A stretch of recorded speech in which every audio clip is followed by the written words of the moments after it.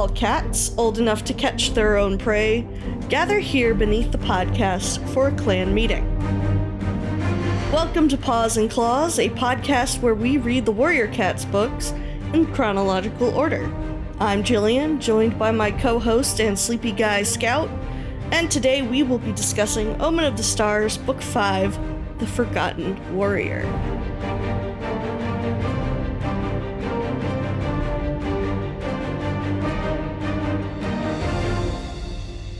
Scout, how you doing? Oh, I'm such a sleepy little guy. Hi, Jill. I'm what is it, Liam, the teenager who just woke up? Yeah. I think about that image so often. Me too. Sometimes Saturday Night Live gives us good things. For sure. I am doing good. I'm a little sleepy as I ever am. Same as it ever was.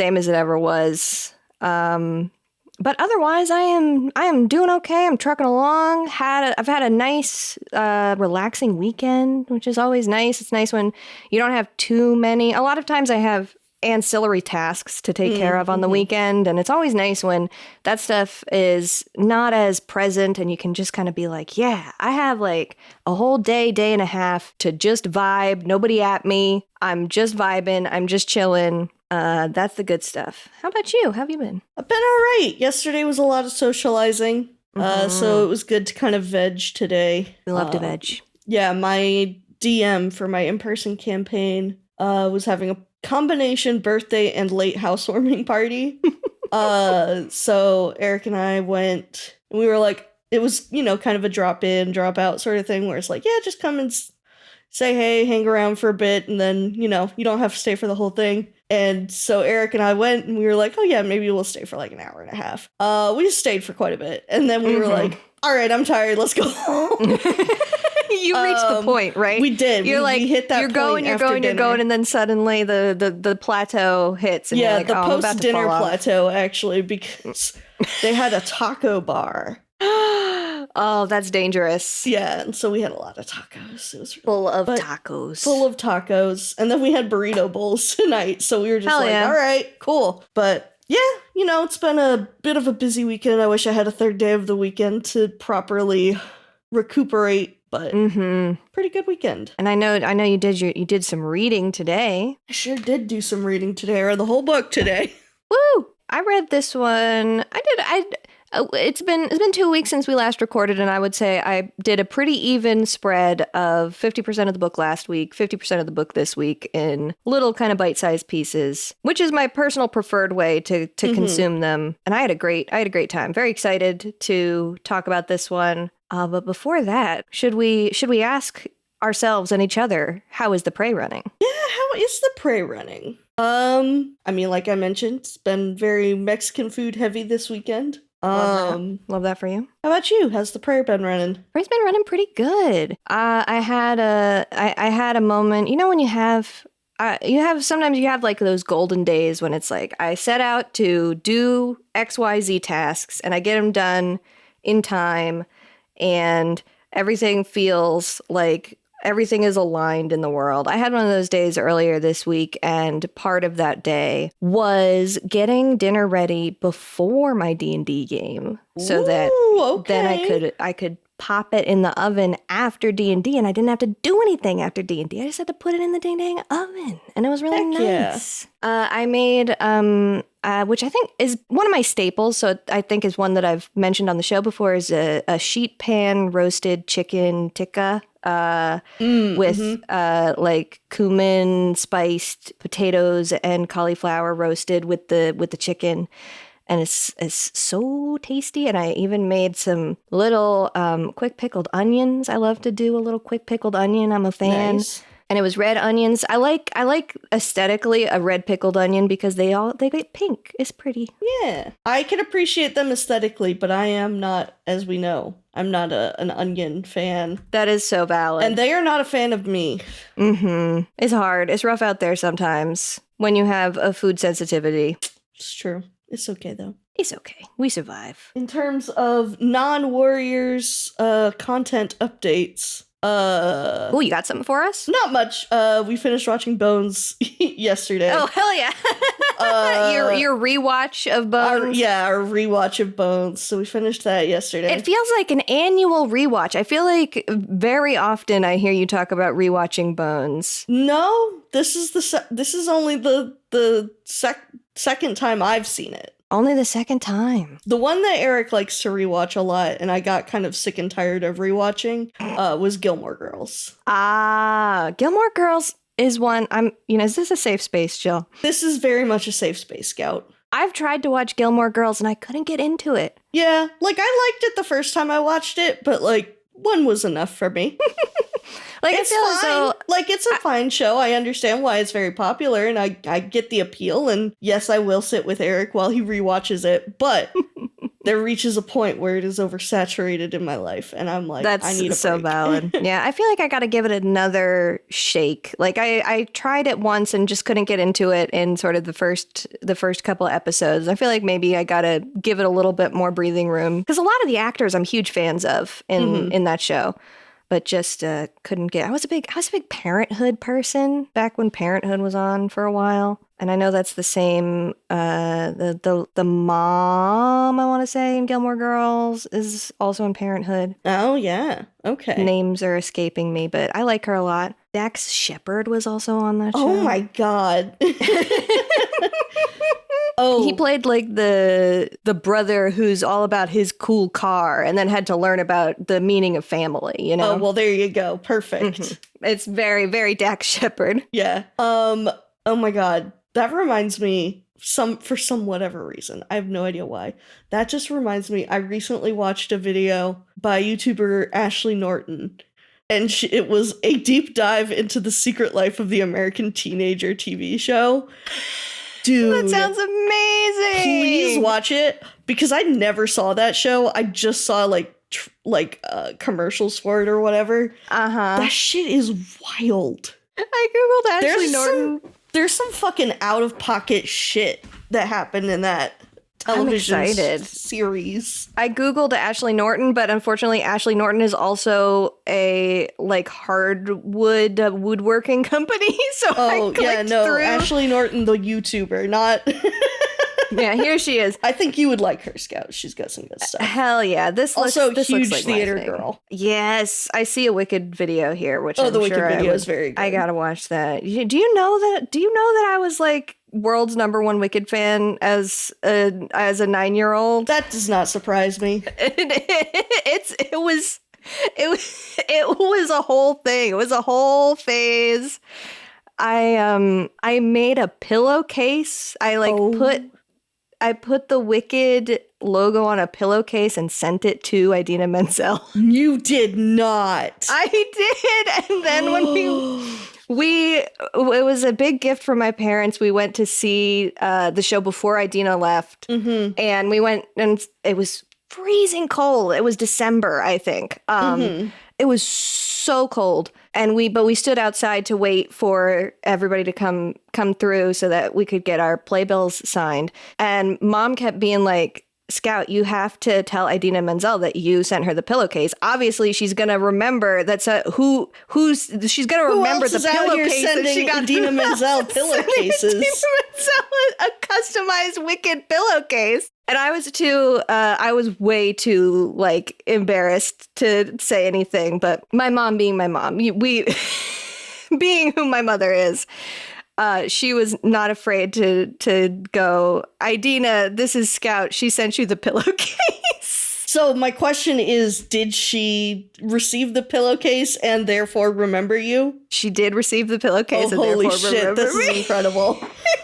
Oh my god. It was really sweet. She was very nice about it. She said that she had it in her dressing room. It was Scout, a how wonderful have you moment. never told me this story before? I don't know. I can't believe I've never told you this story before. That's so fucking funny. I have to go, literally as soon as we're done recording, I'm going to tell Eric, and I'm going to be like, did you know that Scout was such an extreme fan of Wicked the Musical that she gave Idina Menzel a pillowcase? Pillowcase is just That's such so a weird. That's such a unique.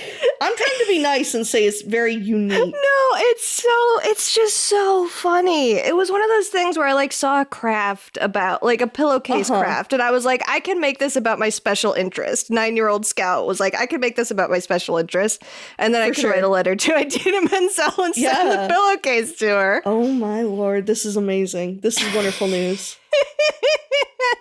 So glad to have shared that anecdote. No, this is great. This is everything to me. Back to cats, though.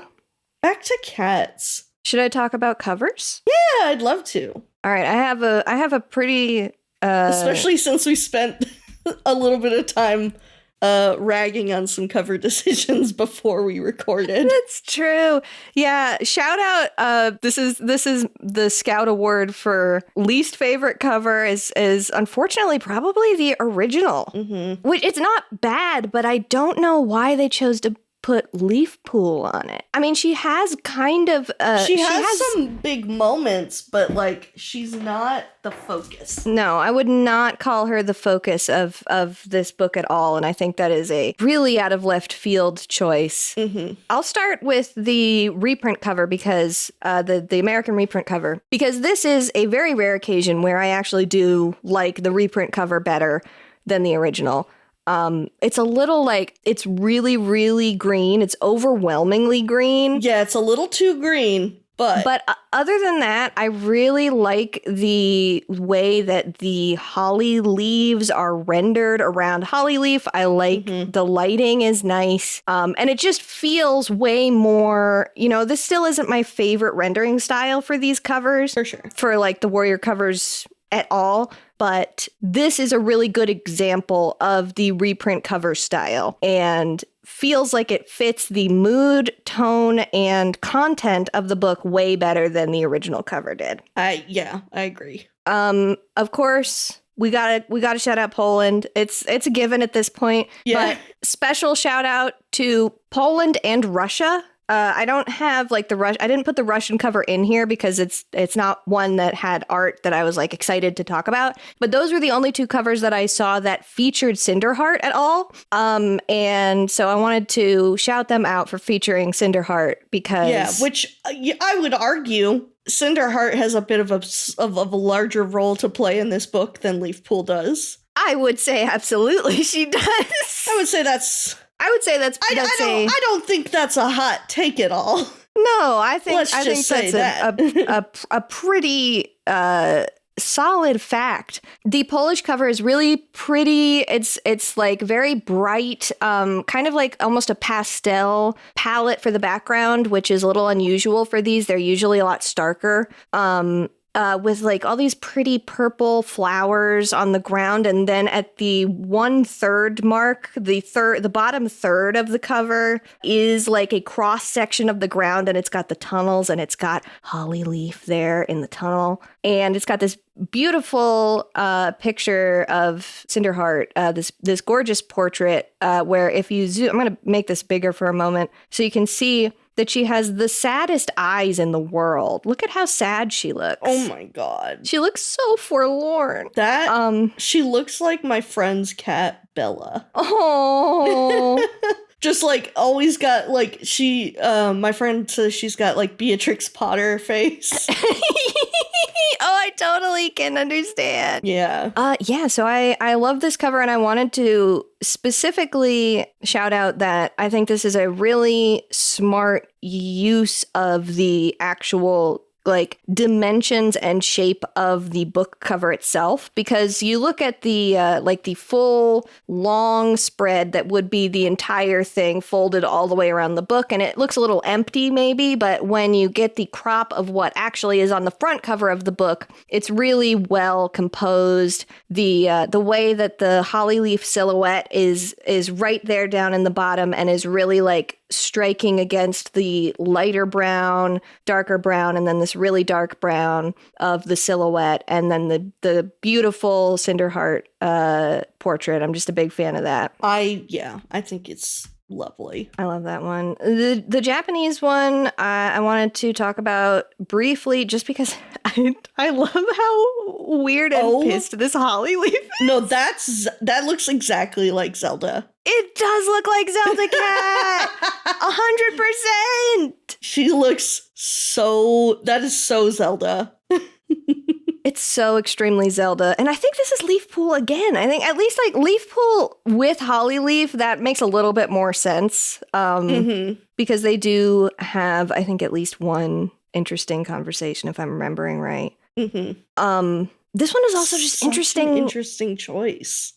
Everything about it is really interesting because it looks like it has, and this is no shade to the artist, but it has like 8th grade art school project feeling with like, you can see the canvas texture is really, really apparent. It seems to be oil or acrylic on canvas, like really heavily textured canvas. There's an extremely like baby's first gradient going on in the background. And I say this all with like extreme affection. I love how I think it's super unique, and I love that they like went for it. But you're right, it does give like 8th grader book report where they have, I don't know if you ever had this, but we had like book reports where you'd had like a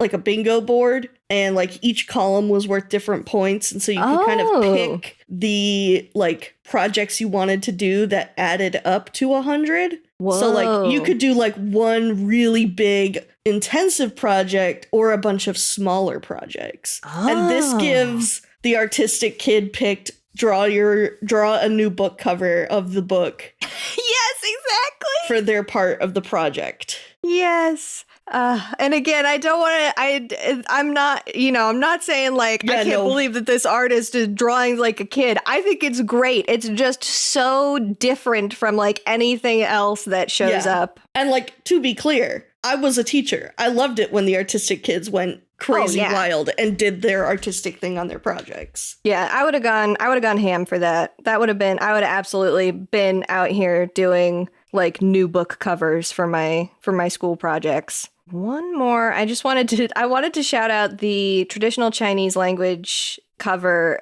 because it gives Foxleaf and Rose Petal their day in the sun. It's really fun that they decided to feature the scene of the fox attack near the beginning of the book, and instead of like it being the moment when Hollyleaf is sort of hiding and runs this fox off, we get all of the tertiary characters here fighting this fox. It really surprised me. I love how pudgy Molepaw is. Yeah, I'm assuming that's Molepaw. Yeah, that's definitely Cherry Paw and Molepaw.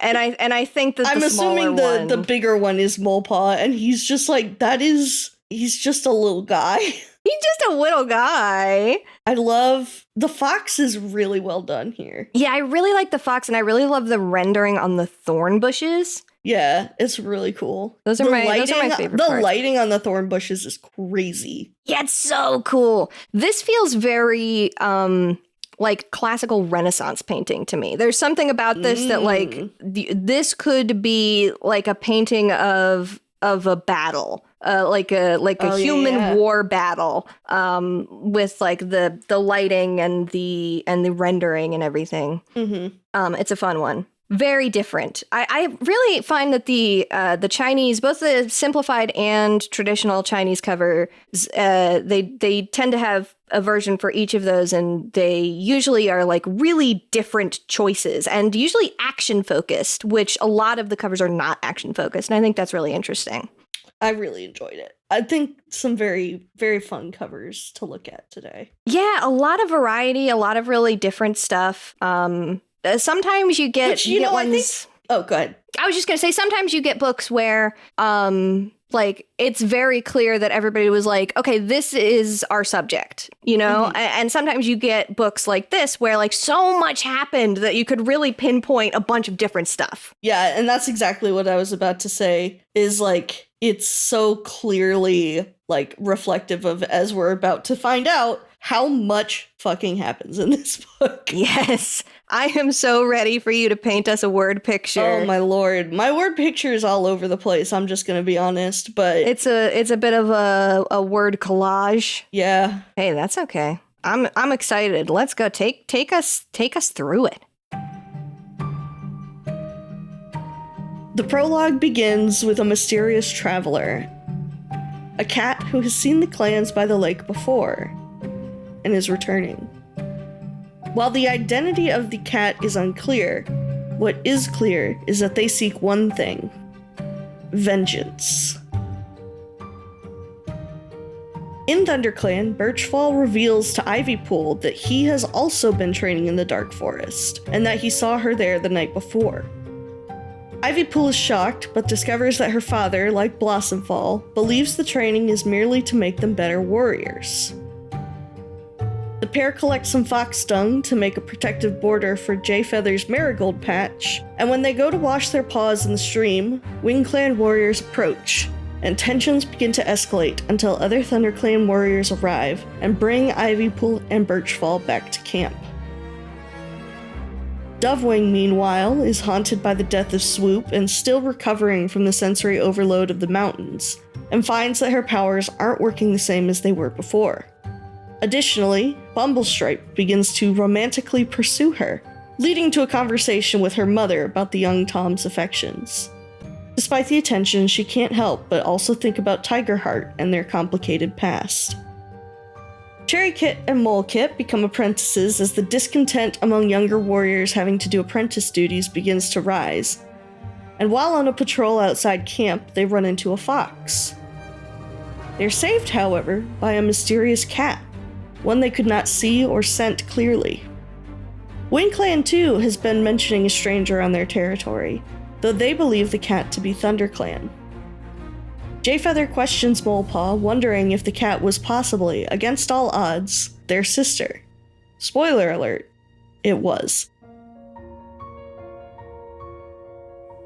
However, soon ThunderClan is visited by a familiar but not quite welcome face.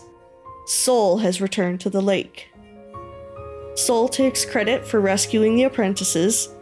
Spoiler alert, he did not rescue them. And despite the distrust of this loner, Firestar allows him to stay.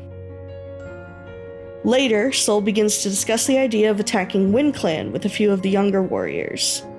Dovewing and Ivypool overhear this and follow him into the tunnels, where they then overhear him talking to WindClan cats about a way to invade ThunderClan. The sisters are heard, and as they try to escape the tunnels, a mysterious cat helps them out. Hollyleaf.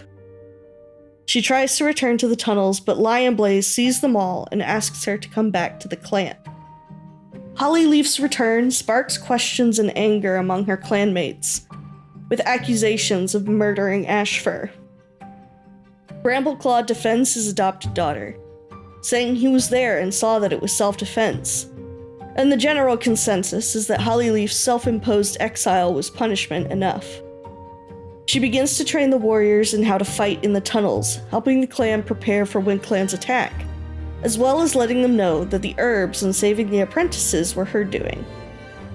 Yellowfang appears to Jayfeather in a dream, telling him the clan needs a second medicine cat for the battle to come, but that it cannot be Leafpool and instead must be the other fully trained medicine cat, Cinderheart.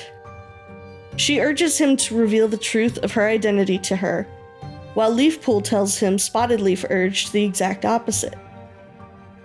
Jayfeather learns that Lionblaze's heartbreak is due to Cinderheart believing he's too special to be with her, and decides to show her that she too bears a unique destiny. This sends her on a bit of a spiral where she isn't sure if she should live as a medicine cat or a warrior, feeling the pressure of her past and believing herself to be an echo of the previous medicine cat, instead of her own person. Jayfeather talks to her, assuring her that she can be who she wishes to be, because this was her chance to pursue the life she wants. After Poppy Frost and Cherry Paw accidentally eat poison hemlock, Leafpool and Cinderheart help save them, encouraging Jayfeather to call Yellowfang out on Leafpool being allowed to use her medicine cat knowledge. Ivypool continues to spy in the Dark Forest, and Broken Star reveals that the battle is due to happen soon. In an attempt to gain more concrete knowledge of when this attack will be, she tells Hawkfrost she wishes to be a true warrior of the Dark Forest. Her test? Fight Aunt Pelt to the death. She hesitates, but in the end kills the Wind Clan warrior, which makes an enemy of Breeze Pelt. At a gathering, Dawn Pelt accuses Jayfeather of murdering Flametail, leading to an argument among the leaders and Medicine Cats about the truth of the situation. The gathering ends in a storm and the cats flee back to their camps. When Wind Clan attacks in the tunnels, ThunderClan is ready for them, and while Soul is egging them on, he is not participating in the battle. When Hollyleaf confronts him, he reveals that once he met a clan far off in a gorge, and that their refusal to accept him as a warrior is his drive for vengeance.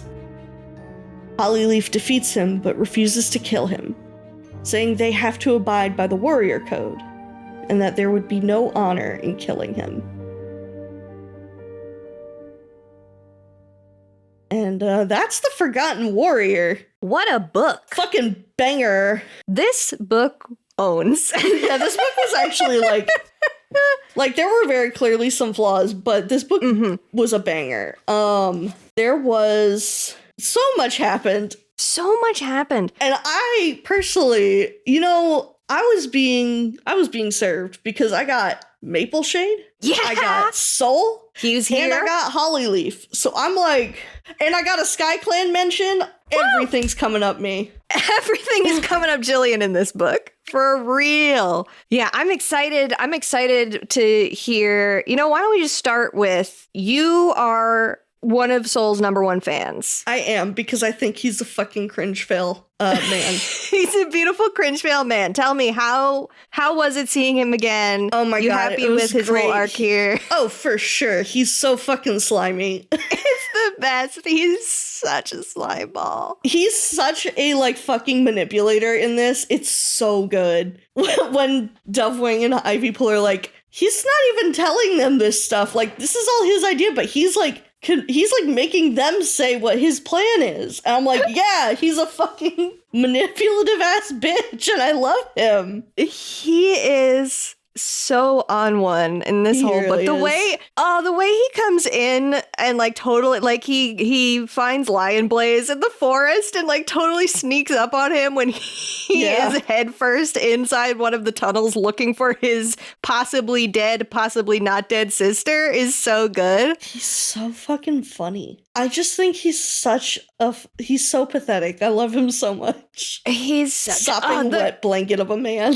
The fact that they call out once more that he is not lifting a fucking paw. He is not fighting in that battle. He is not doing any of that. His ass is not fighting. It's so good. My biggest gripe with the whole thing is not actually to do with Soul. It's to do with the way ThunderClan reacts to him. Oh my god. They're so fucking annoying. How can they be so soul-pilled?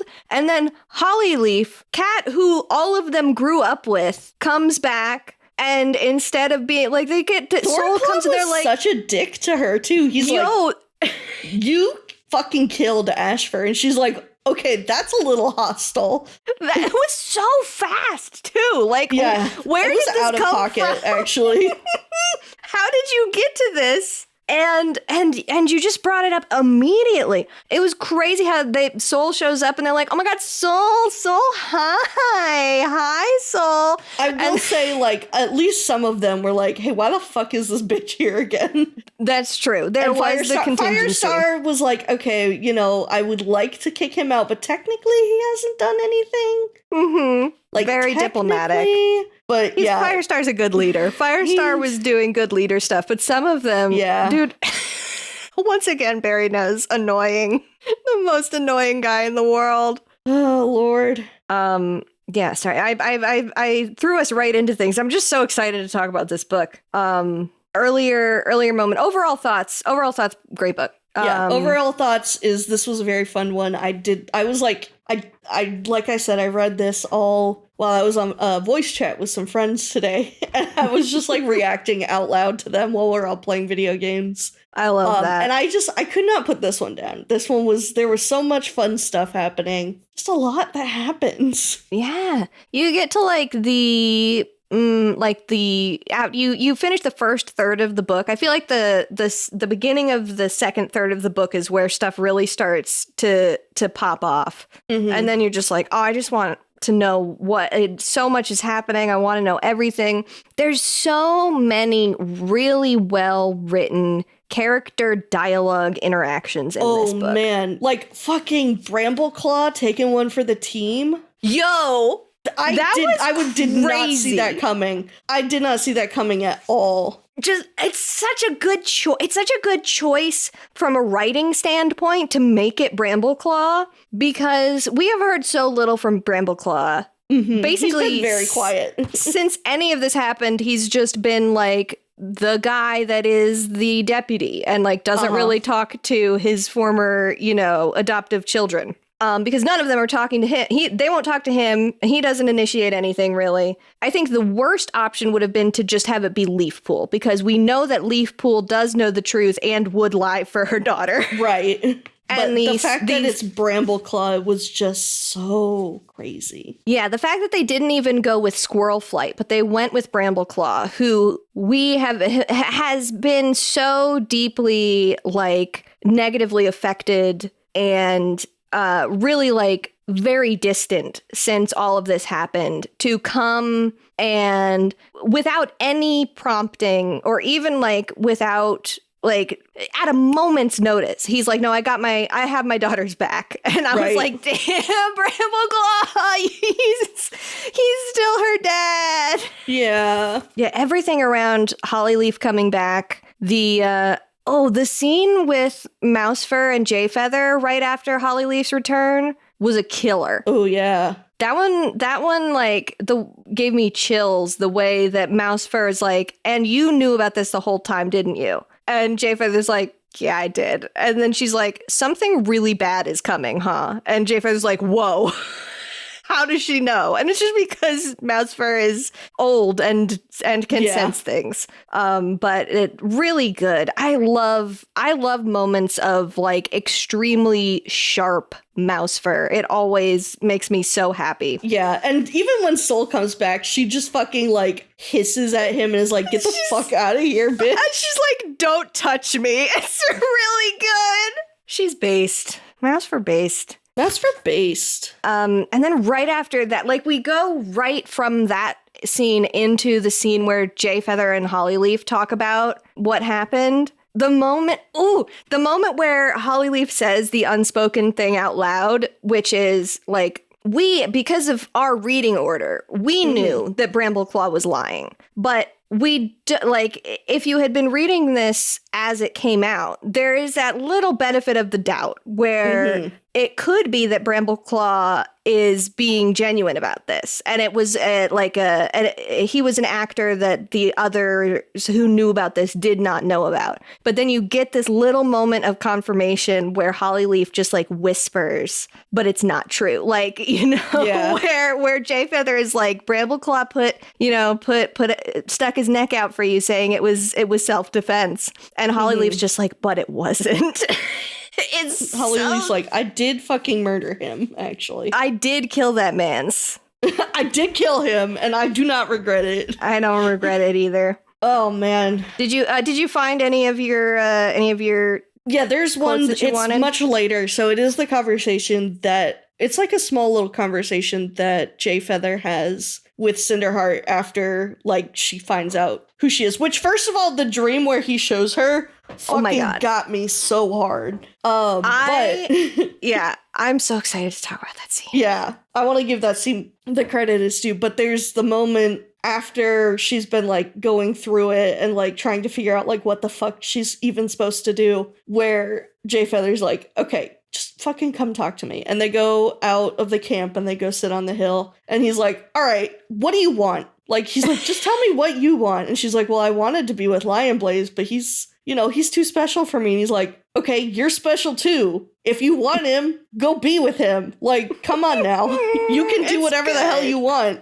And she's like, oh, I guess you're right. I guess you're right, Jay Feather. You're pretty right about that. And so there's like a moment where he's like, you can still shape your own life. You can be happy. Like, just do what makes you happy. And they just kind of sit together and there's just a nice moment. And I just think that was like a really nice, like an interaction between two cats who don't usually have that kind of conversation. Exactly. It was really nice. And it's really, I think even in that scene, Jay Feather thinks like, I don't like getting involved in the romance stuff, but. Well, especially because he's still over here like, he's still over here like, pining after Half Moon. I miss my wife. And he's like, I miss my wife, I miss my wife, No, literally, Lion Blaze is like, well, what would you know about it? And Jay Feather's like, bro, if you even knew. If you even knew that I went into the past in myself, reincarnated, or maybe not reincarnated, and it's there really was the unclear. most... It's really unclear, and there was the most beautiful girl in the world there, and she was falling all over my ass. And what would you say? And I was falling in love with her, and I almost didn't come back. If I told you the way that I almost stayed in the past with my past girlfriend. Yeah. I love Jay Feather. I do too. What a boy of all time. Boy of all time. It's really incredible that I still in the first book of Power of Three, I still find him insufferable. But like after that book, he is just like the best guy in the world to me. I love him. Yeah. Speaking of him, I love to point out the little anachronisms sometimes. There is this moment where the phrase Jay Feather couldn't make paws or tail of the argument was said, and I just found this extremely funny because both cats have heads. You could still say heads or tails. It doesn't have to be changed to paws or tails, but also B, it's about coins. Yeah.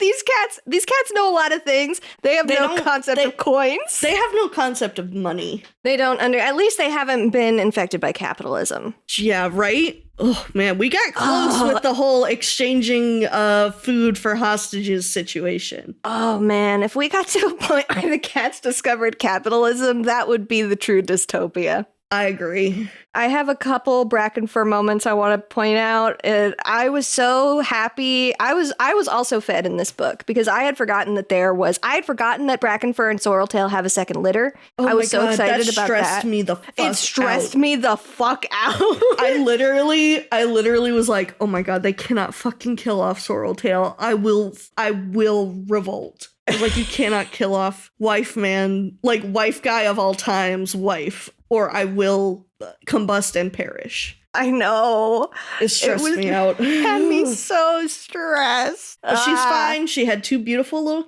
little girls. Mm-hmm. I love them. Yeah. I love that. Oh, the moment where he's like, why were you down here? Why were you? Don't do that. Yeah. Don't leave when you're pregnant. He was so worried about her. Oh, man. Wife guy of all time. So we had that, which was so good. It made me so happy. And then we have a couple more handyman Brackenfur moments. Mm-hmm. Where there's Brackenfur, first of all, shout out because he is a very talented boy. He's really good at fighting in the tunnels. I love that was sort of the little detail that we got was that he was the best one at Hollyleaf's like tunnel fighting classes. And that as soon, like the first thing he says when he enters the tunnels for the first time, which he has never been down here, is like, what made these? How is this constructed? This is amazing. And is so like, he's so fucking construction dad about it. I love it so much. I adore him. I love him so much. And then once again, we have him and Dustpelt singled out by Firestar near the end of this book. Firestar, like, can you guys do some Bob the Builder shit and fucking can we build it? Get us a bigger medicine cat den and a bigger warrior den. And they just like start, they've like pull out there, but they might as well have a little clipboard, a little hard hat, they're like, yeah, if we do this, they're like consulting. I don't know. There's something about that whole thing where Brackenfur and Dustpelt are the designated builders of the clan that just makes me so happy. So I also have to shout out Bracken for interrupting. Well, not interrupting, but like hopping in at the end of the clan meeting where Cherry Paw and Mole Paw become apprentices just to say, my wife is having kids. Yes! And I was like, Bracken Fur, you did not need to do that, but also you're adorable. He was so excited. Oh, he's so funny. He loves his wife so much. We had a little bit more agriculture at the beginning of the book. Just want to, be consistent with Agriculture Watch. Oh, yes, of course. Because Jay Feather said, patch of marigold. Yeah, he said something along the lines of, I've tried to grow marigold with my other plants beside the two-leg nest, which implies that he has been transplanting seedlings or trying to plant seeds. Mm-hmm. Much to think about. Yeah. Let's see, my other early note I have here is ThunderClan Cats in the Dark Forest. I didn't want to give too much away when we had our discussion last time, because you talked about frustrations with why is there only like one other ThunderClan cat in the Dark Forest. And here is where we start to get a little bit more of that creep. But I could have sworn there was more than just, like, it's really just Birchfall here. Birchfall is a fascinating choice. Yeah. Like I said last time, I think I kind of mentioned this last time, but like the fact that they waited so long to reveal anyone else in ThunderClan being in the Dark Forest just feels so, it breaks my it breaks my suspension of disbelief. Like, I just can't see how Ivy Pool is over here knowing every other fucking cat in the other clans that is in the Dark Forest and only now finds out that her dad's been there. Yeah. It does not make sense. Yeah, it is. Especially because they all, they have clan meetings together. They have that, oh my god, the edgiest shit ever. Dude, when Broken Star... Oh my god, hold on, I have to find it. Where in the hell is it? I almost said we should start the episode with that one. Damn, we really should have. So funny. Okay, so they do have a meeting. Their own version of the clan meeting call. Uh-huh, and it's let all cats old enough to kill their own enemies. And it fucking killed me. I was like, oh my lord. That really is. Be serious. Don't play with me.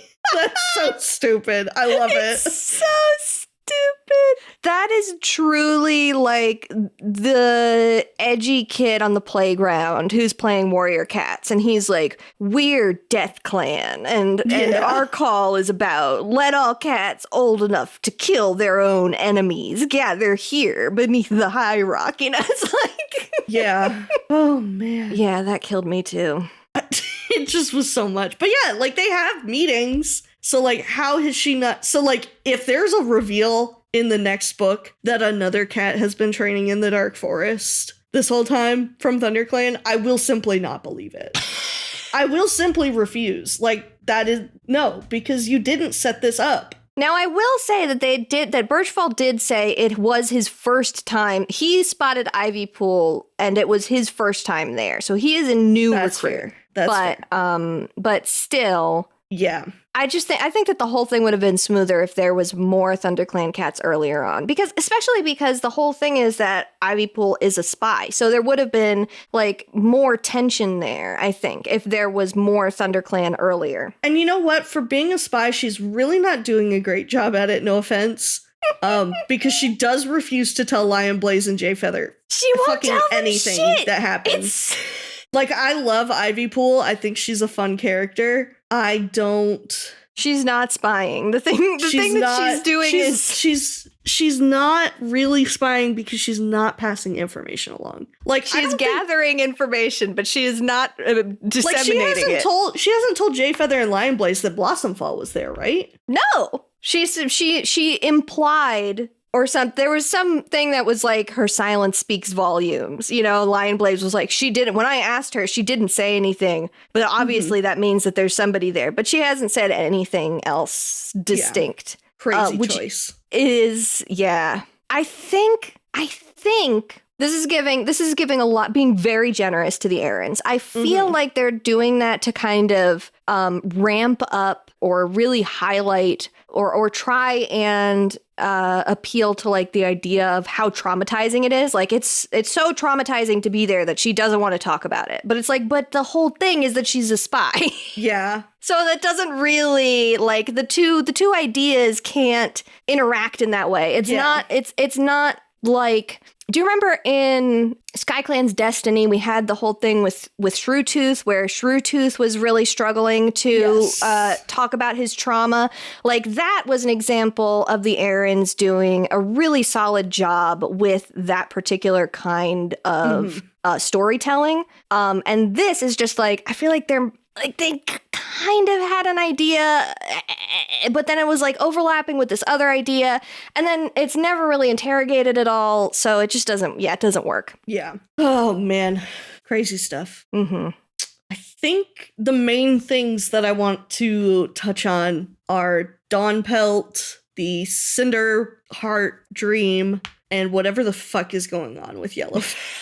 Yeah, let's start with Dawnpelt, because the next note I have here is... Girl, what the hell? I don't know! This is so, like, it doesn't...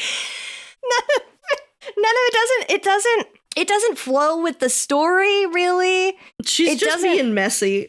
She really is. I do love, at one point, Dovewing says, "What damage can Dawnpelt do?" And I wrote, words said immediately preceding Dawnpelt doing some damage, I bet. Yeah. Which, and like... She kind of did some damage, but... But also then everybody at the gathering was like, girl, where's your fucking proof? And she's like, oh, I should not have said anything. She tried to pull a Hollyleaf and, like...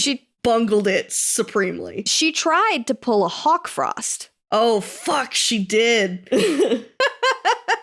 Which is also pulling a Hollyleaf, but I'm thinking about the time that Hawkfrost was like, my sister, the medicine cat, has had a dream that's definitely positively real, and I think that... Sure. But yeah, just... Yeah, it's crazy. It's a crazy thing to... And, like, the thing that made me, like, just... shake my head. I was just like, oh my god, fucking Tigerheart backing her up. And I'm like, bitch, after you were telling Dovewing and everybody about like, hey, Dawnpelt's trying to cause trouble, you just go and support her? Come on, dude. My dude, I know it's your sister, but like you literally were... That was the weirdest choice to me, was him. And it was probably just, I get it. Like, you see your sibling up there and they're floundering and they are like in front of every single cat that exists. Yeah. And you're like, man, this feels bad. But still, Tigerheart, have a spine, buddy. You know that your sister is wrong. I think, I am so curious to see if any of that really comes back in the final book of the arc, because I can't remember if it does from the last time I read these, the first time and last time I read this arc. Right. And if it doesn't come back again, then it's so funny. Right. Because this is so nothing. Like, it almost feels like it was just kind of an excuse to have a few scenes between Dovewing and Tigerheart happen. Right? Yeah. Like, which even is a thing that Ivypool pitches at some point, which is like, he probably just wanted to talk to you, I think. I think it's Ivypool that says that. Or it might be... No, it's Squirrel Flight, because Squirrel Flight goes up to Jayfeather. I was going to mention there's that one little moment between them where she's guiding Jayfeather off of the island. Oh, and, like, they actually have a tender moment together. And she's like, it's just all of the grief. Like, it's nothing against you. That shit was so good. Another impeccable character moment between two characters. One of my favorite moments of the book, for sure. Yeah, and it's such a small little bit, but, like, it's, like, one of the few moments where Jayfeather does not, like, recoil from her. Uh-huh. It was good. Oh, and it's, like, it's raining. Yeah, it's a good moment. It's a good moment. There's so many, like, some of the best moments in this book are those things that are just, like, one or two sentences exchanged between characters and, like, some small act of connection that happens between them. And it's just,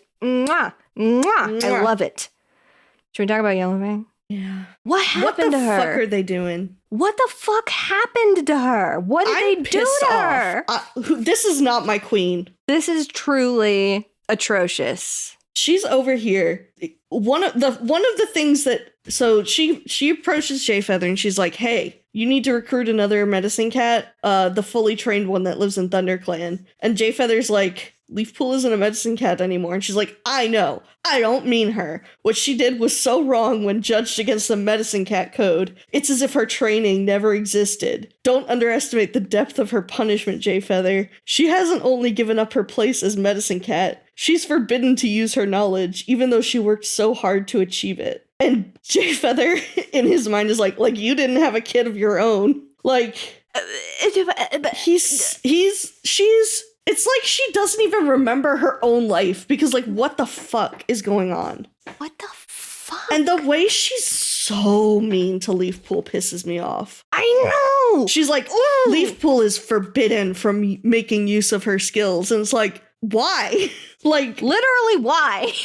That doesn't make any fucking sense. It is the most miserable thing. I hate it. I cannot stand the way that StarClan and Yellowfang especially, but Yellowfang as a mouthpiece for StarClan here is treating Leafpool. And then, like, Yellowfang being like, why are you letting Cinderheart give up her warrior duties to become a medicine cat? That's not what StarClan wanted. And he's like, you literally fucking told me to do that. Literally, you told me to do that! Is she going senile? Can you go senile after you die? I have no idea, because it's so fucking weird. And he's over here like, I guess Cinderheart can still use her knowledge of herbs and medicine even if she is a warrior, like Leafpool does.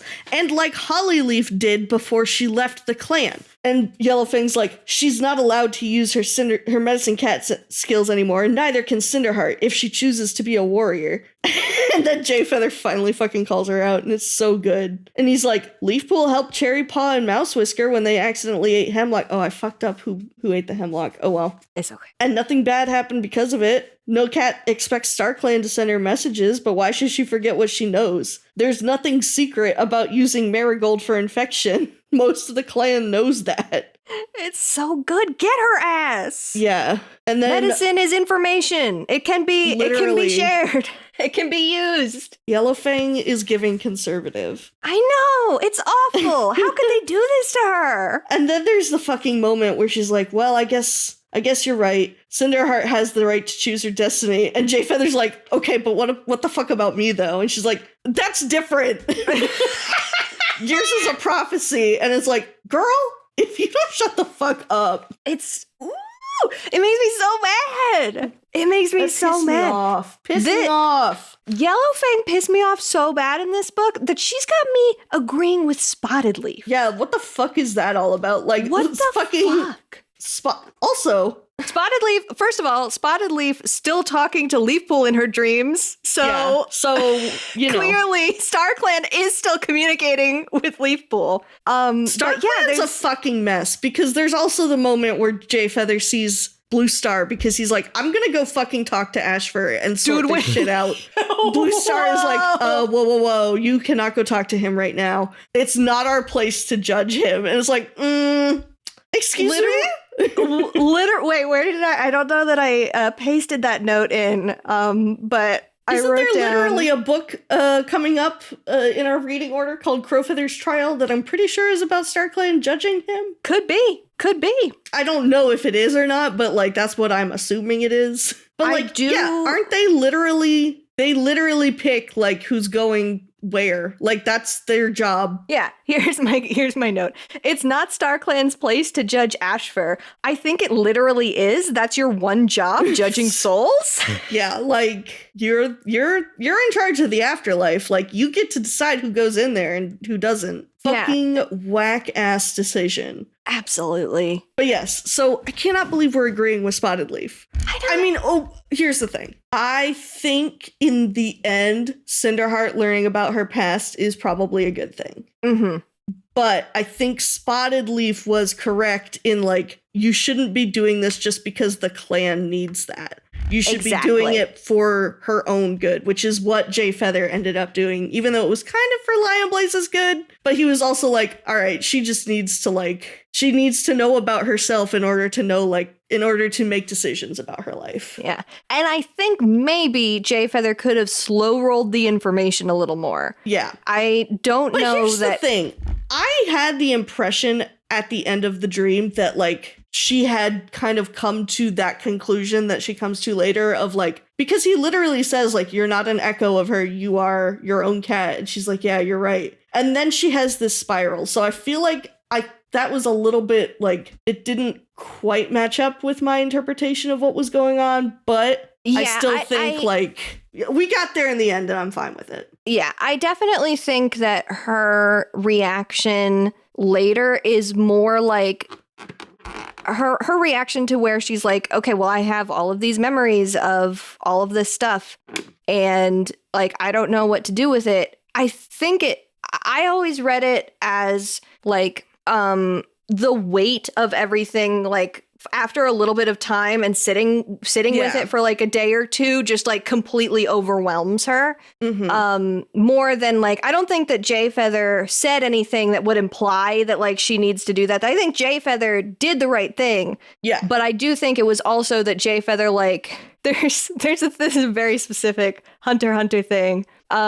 In Hunter x Hunter, when you get your like Goku abilities, it's using a thing called Nen, which is like, you know, life force, kind of like ki, but also kind of like magic. And there's two ways to do it. One is through diligent long-term training to like connect yourself with that thing in your own body and learn how to manipulate. And one is somebody blasting you with Nen to quote unquote open your Nen pores. And that's what I feel like Jay Feather did to Cinderheart.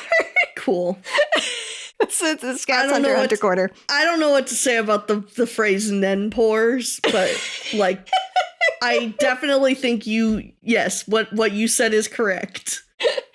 But yeah, okay, we gotta talk about this scene because it's so good. Yeah. Oh man. Why don't you take it away? So the first time I read this, I cried about Cinderheart and Cinderpelt. And the second time I read this last night, and I once again cried about Cinderheart and Cinderpelt. This is one of my favorite scenes that I have read in like the entire series. It ranks right up there. This is an incredible scene of Jay Feather entering Cinderheart's dreams and walking her through various moments in Cinderpelt's life, which I guess must be like a weird thing where Jay Feather is kind of showing off a different or like new power here where he's kind of tapping into the memories to show her. Yeah, because he does that with Molepaw when he's like trying to figure out. Oh yeah, he does. That's right. He does that earlier in the book to set this up, that he like taps into Molepaw's memories. Mm-hmm. So he's sort of tapping into like the latent memories left in the soul of Cinderpelt, who resides in Cinderheart, and all of this stuff, the reincarnation, to walk her through different moments in Cinderpelt's life and like show her the way that Cinderpelt's life ended at the exact same moment that Cinderheart was born, and express to her, you are Cinderpelt reborn, you are Cinderpelt reincarnated. And this is one of my favorite moments because there is something so effective and so heart-wrenching and so like soul aching about the sympathy and empathy that we see Cinderheart have for Cinderpelt without even understanding who Cinderpelt was. And I think that's because it is often so easy to be hard on ourselves as people, and so much harder to be really kind to decisions we've made in the past, things that have happened to us, to understand and see our own value. And I think the thing that gets me so much about this scene is that we see Cinderheart have so much empathy, so much respect, so much love for this cat that she was, and she doesn't even know it at that time. And it feels so like there's something so effective about it. That's the thing that I love about this scene so much. That's what I wanted to say. Yeah, it was truly some incredible writing. The moments of Cinderheart, like, recognizing some of the similarities between her life and Cinderpelt's life, and like the parallels that they had. I just think it was really, really wonderfully done. And I think the moment when they leave, like, finish the dream, I just think that the amount of like Jayfeather and Cinderheart interaction in this book was just, it was all spectacular and very well done. It was so good. But yeah, I just think it was such a wonderful, nostalgic moment, as well as just like this very sad and hopeful moment as well. It was really good. Yeah. Just like sometimes I just think about being a cat, watching the death of somebody they used to be and crying out, "It can't be, she can't be dead, tell me she'll be okay." And I'm just like, fuck, dude. Damn. It's good. It's good. It is good. I love Cinderheart. I love Cinderheart. She's so good. She's so good. Good scene. Yeah. That, I think, is really all I had. Yeah. I want to touch briefly, at least, on another really good scene, which is Ivy Pool v. Ant Pelt in the Dark Forest. Oh, yeah. That was rough. It's so rough. And it's so... Oh, just some more really good writing where she like has to talk herself into it by convincing herself that like this is the thing that's actually better for Ant Pelt to die and disappear, because then he won't realize his mistakes and have regrets later. Like he will die in his feeling certain in his convictions. Like it's so fucked up that she has to do this. The fact that Ivy Pool does the like throat to gut kill strike. Yeah, dude. I was like, oh, girl, don't do that. Don't do that. Your scourge is coming out. It's so fucked, dude. And then she has to do it. Oh, she's trying so hard to get information. And does she share the information? No, which is kind of weird. But she had to do that in front of her fucking dad. You think about that? Oh, I did not think about that. Her dad is right there. Strongest cat in the world. That's rough, man. That's rough. Woof. Like, I truly was like, oh my god, she's actually gonna kill him. Oh my god, she fucking killed him. She fucking killed him. She did it. She did the damn thing. Oh, Ivy Pool, my girl. I know you had to, but oh, sweetheart. I know. You're in too deep. Oh, and not only the fact that she did this, but she did it and she had to be cruel while she was doing it, right? She also had to put on that air of cruelty to convince the Dark Forest leaders that she was worthy of being a Dark Forest warrior. It's so fucked up. It's so fucked. But another just banger scene in this book. Another, if we were both in the Dark Forest and one of us killed the other, would that be fucked up or what? Damn.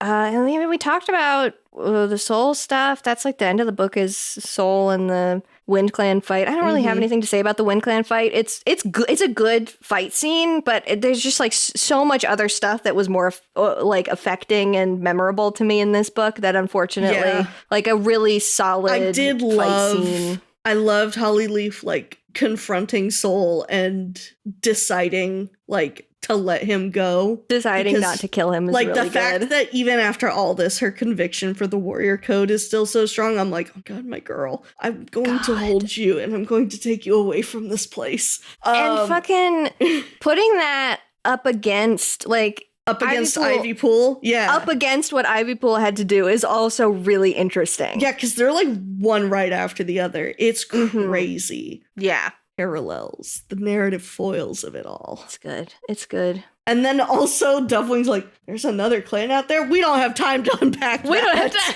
I know, it's really good. They're literally like, we don't have time to unpack everything this We don't have time to think about that right now. We'll get to it. We'll get to it.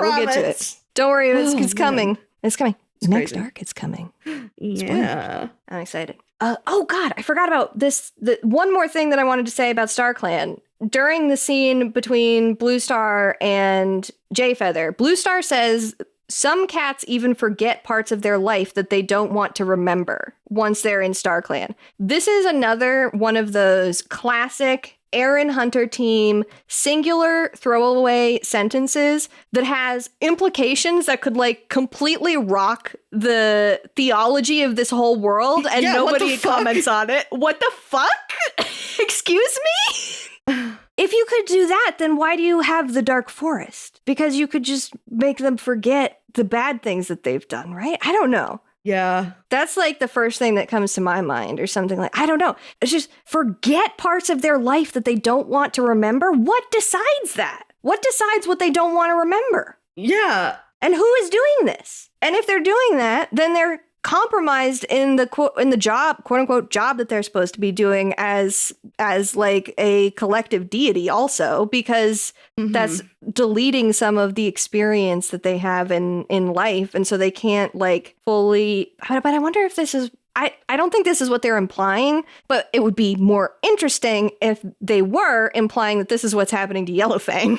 Exactly. Because like clearly she's going through something. I really would love to know if this is what's actually happening to her. Because, like, girl, you're doing too much. She needs to put her to bed. Meemaw, let's get you to bed. Let's get you to bed, Meemaw. All right, that was the last thing I wanted to touch on, because sometimes the Erins just hit me with a sentence that I'm like, what do you mean? Yeah, like, hey, can we walk that one back? Can we talk? Hello? Can we talk about this? And then they're like, no, we got more to do. We got other stuff to take care of. Yeah, we got other stuff to take care of. We got foxes to bring in here. We got Soul to kick out once more. Like, we got fucking we still don't know who the fourth person in the fourth cat in the prophecy is. Like, we got stuff to do. Don't worry. And I'm like, okay. All right, bye. Okay, bye. Speaking of the Erins, let me take us over to the Erin Corner. I found a couple of interesting and fun little quotes from Vicky about this book, this arc, some of these characters. Vicky said specifically about this book that it is a book about how difficult it is to go back to a life you thought you'd left behind. It's also about forgiveness, acceptance, and coming to terms with guilt. That's obviously something that we can see in the writing, but it was reading that and I was like, oh yeah, because it really drew the parallels for me between the stuff happening with Cinderheart and the stuff happening with Hollyleaf in this book, and how even though they're two very different experiences, they are still dealing with similar kinds of grief, acceptance, self-forgiveness, self-acceptance, stuff like that I thought was really interesting. So I wanted to point that out. Vicky said that the moment Cinderheart discovers the truth about her past life is rather special. I agree. 100%. Really good fucking good scene. And a fan, this was from a Q&A, a fan asked her, is there anything that you've ever like cried about in Warrior Cats? And she said, I've never cried while writing any of the books, but I found Cinderpelt's death very sad. Which, like, yeah. Yeah. But also, same quote, like right after that, she followed that with, now the only thing that makes me want to cry is when I read the books and spot mistakes. Yeah. Extremely real. Woof. Too relatable, I must say. So real. This me reading something that I wrote or looking at something that I drew and seeing one thing that I like, a layer that I forgot to turn on or off, or a word that I misspelled, and I'm like, fuck, damn it. God. Piss. I also discovered in the same reading the same Q&A that Vicky was not the one who came up with the term monsters for vehicles. She doesn't say who did. She doesn't tattle. But apparently she's not the one who came up with it, and she hates it. That's funny. I think that's so funny. That's like, so good. This is one of the things I hate the most, is that the cats call cars monsters and I can never change it.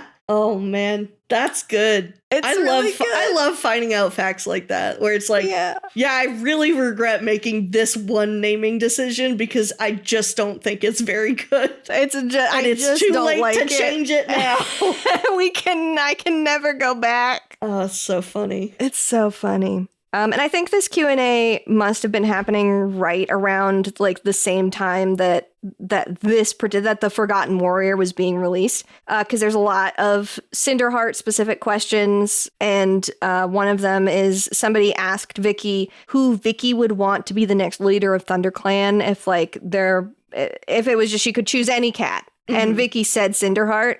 That's a good choice. I think so too. That's a good choice. I would love to see a Cinder Star ThunderClan. Yeah. I think things would go a lot differently over the next couple of arcs if that were the case. I'm sure they would. But yeah, good choice. That's it for the Erin Corner. Why don't we tell us some fandom things over in Sharing Tongues? I sure will. First thing, this is not related to Omen of the Stars. I just saw this and I wish I had known before we did How the Prey is running, but they did reveal the design of a new character from the second volume of the new graphic novel for The Prophecies Begin. Oh, who? And it was readers got to vote which kit they wanted the design to be revealed. And they picked Ash Kit. Oh, God. And it's just like, aw, he's so cute. How does he turn out to be so evil? Remember, look at the little baby. I know, he's just a little fluff ball. He was just aborted. Oh. He's just so fluffy and tiny. Yeah. Yeah, that's the thing. It's just a baby. He's just a baby. That's the crazy thing about Ashfur is that he's so normal until he's not. Yeah. It's so, yeah. Like, never has a cat been more normal and then more extremely not normal. Yeah. He goes, one thing happens to him and he goes... Is never over it. He goes sicko mode, truly. But yes, just figured since it was fan decided, I could share that here in Sharing Tongues. Perfect, love it. He's very cute. On Tumblr, the girlies... They're so happy Hollyleaf is back. Everyone's like, fuck yeah, my queen has returned. And I agree. Harrier Tail, who I believe I've mentioned before, did this incredible art of Hollyleaf defeating Soul in the battle. And she's like pinned him down at the entrance to the tunnel. And the way it is lit is just so... It's crazy good. The lighting is so juicy. Incredible work. Really good, really good. Also, this, I feel like I've mentioned this Tumblr before, but damn-2 legs. So damn 2 legs. Their note, seriously, if we stopped giving cats names like Maggot Tail and Broken Star, we wouldn't be having this problem. Seriously.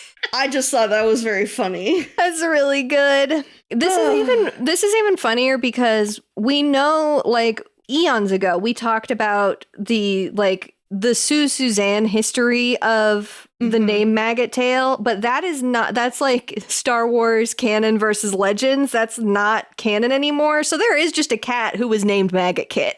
Yeah. Didn't really find anything on Blue Sky. On AO3, there are 8 fics specifically for this book. One of them was a by Cinderheart moment where she's like, oh gosh, how do I pick between Hollyleaf and Lion Blaze? Oh, like, there was some really nice little moments in the book of Cinderheart specifically choosing to go hang out with Hollyleaf, which made me go, bleh, bleh. Ugh, I love them. Cinderheart has 181 fics. Queen shit. I did a quick poke on fanfiction.net.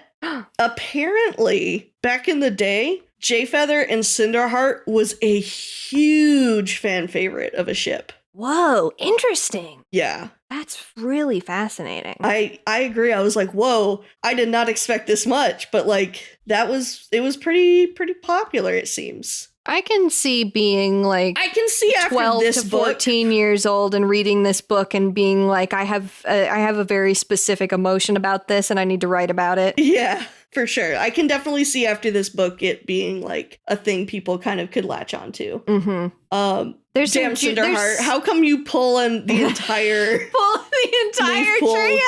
Yeah, how are you pulling all three of Leafpool's kids? Literally. I was just gonna say there's some juice there of Jay Feather like guiding Cinderheart to like be with his brother, and because instead of being with him and having big feelings about it. That's some good shit. That is some good shit. Ooh. And then I poked around on the Storygraph reviews because those are always fun. Got 4.07 stars from fans on Storygraph, which is more than the previous book. Hell yeah. Here's some fun quotes we got. Lots of dead person nonsense in this book overall. Someone else was like, I hope Ivy Pool doesn't lose herself in the dark forest. Same, dude. Favorite of this arc. Agreed. Yeah. By far. You know what would help these cats spread all their misinformation is if they all had cell phones. 4 stars for Hollyleaf returning. Yeet. Yeet. Right after the worst book in this arc, we got a much better one. Mm-hmm. 4 stars. SkyClan mention. You ghost wrote that one. I did. Shit just got real, and ThunderClan has like 8 medicine cats. It's true. But yeah, so it seems in general people are feeling much more favorably about this one than the previous one, which very much tracks with our experience, I would say. Mm-hmm. So, go ahead. Oh, I was just gonna say another example of how I can't find a through line on like which books are better versus which books are worse, because these are both written by Cherith Baldry. Yeah. And it's crazy the difference in the feelings that I have about Sign of the Moon versus The Forgotten Warrior. Yeah, it's absolutely bonkers. Do we want to take it to the Warrior Cat of the Week? Yeah, tell me your pick. All right. Probably not going to be a surprise. Well, maybe. Cinderheart, my Belinderheart. Mine is also Cinderheart this time. Hollyleaf was my original, like, oh my god, Hollyleaf's back, I have to pick her. And then I'm like, no, think about it, Jill. Just give yourself a moment. Don't be blinded by your love for Hollyleaf. And just give yourself a second. And I was like, no, it's gotta be Cinderheart. It's gotta be Cinderheart. She was to me, she was the main character of this book. Yeah. Her arc was really well done. Her character work was really incredible. She had so many good interactions with with all 3 of the siblings. Like, she had wonderful interactions with Hollyleaf, with them, like, finally reuniting. There's even that moment where Millie is, like, talking about how, like, Cinderheart was Hollyleaf's best friend before she left. Like, give them a little bit of space. Mm-hmm. She has, like, she's starting to have these moments again with Lion Blaze. Mm-hmm. And she has all of these great moments with Jay Feather. I just think she is, like, perfectly done in this book. She's so good. What a good character. Oh, I love her. I love her so much. Yeah, you've said all of the things that I was going to point out as why she's my favorite of this book. Just a perfect girl. Just a perfect girl. The other thing that I remembered that I will say here is she is her own aunt. Damn, that's crazy. That's crazy. She's her own aunt. I always forget that Brackenfur is her brother. Yeah. Wow. That's weird. Which just makes me... shit. That's so funny. It's so good. Which also just makes me feel even more emotions about Brackenfur, because boy, what hath this man seen? I would love his reaction, particularly to the fact that, like, now everybody in the clan knows that Cinderheart was Cinderpelt, which we didn't really mention. Like, the whole clan knows now. Yeah, the whole clan, they really aired out that whole thing. They aired out that dirty laundry fast once it came to light. I would love to know what he was thinking. Me too. Oh, love to get in that golden, beautiful head of his. Love you, Brackenfur. Oh, man. All right, should we wrap it up? I think so. On that note, if you have thoughts, opinions, questions, or memes to share with us, you can write to us at pawsandclawspod@gmail.com. That's paws as in what a cat has, claws as in the part of speech, pod as in podcast. We are also on Blue Sky at Paws and Clause, and on Tumblr at Paws Clause Pod. Listeners who are 18 years and older can come join us on Discord, which will be linked in the show notes. We are brought to you by the TWG Podcast Network, which you can find at theworstgarbage.online. You can find me on Tumblr or Blue Sky at Humble Goat, and you can see the art that I do, including our podcast cover art, at scoutwilkinson.myportfolio.com. And you can find me on Blue Sky at plot-twists, or on Tumblr at antique-romantic. Our next episode will be out in 2 weeks, where we will discuss the final book of the Omen of the Stars arc, Book 6, The Last Hope. Read along by buying the book from a local bookstore or checking out a copy from your local library. Until then, dear listeners, may StarClan guide your paws.